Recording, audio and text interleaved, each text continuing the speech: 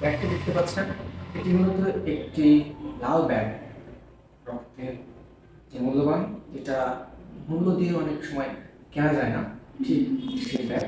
এটির এক ব্যাগ রক্ত একটি মানুষ জানে যে এটির মূল্য কতটা।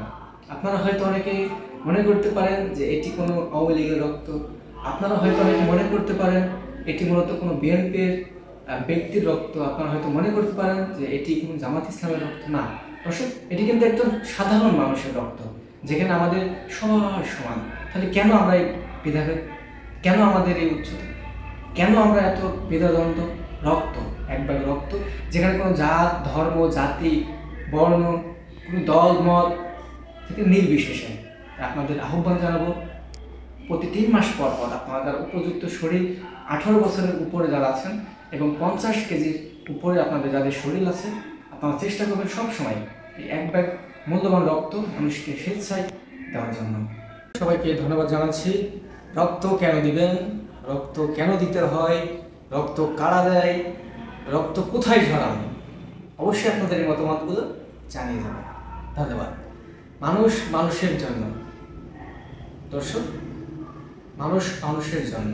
আপনি যদি একটি সত্যিকার অর্থে মানুষ হয়ে থাকেন, অবশ্যই মনুষ্য রোগীকে প্রতি 3 মাস অন্তর অন্তর চেষ্টা করবেন অসহায় এবং হতদরিদ্র মানুষকে অন্ততপক্ষে এক ব্যাগ ব্লাড দেওয়ার চেষ্টা করবেন। রক্ত দিলে মানসিক প্রশান্তি ঘটায়, আপনার শরীর ফিট থাকবে।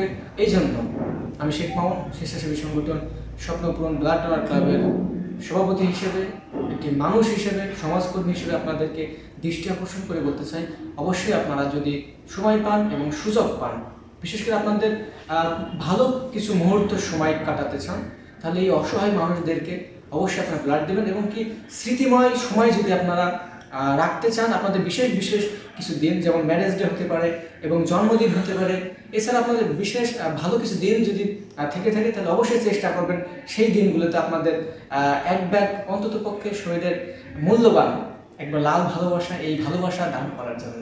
ধন্যবাদ সবাই, ভালো থাকবেন, সুস্থ থাকবেন।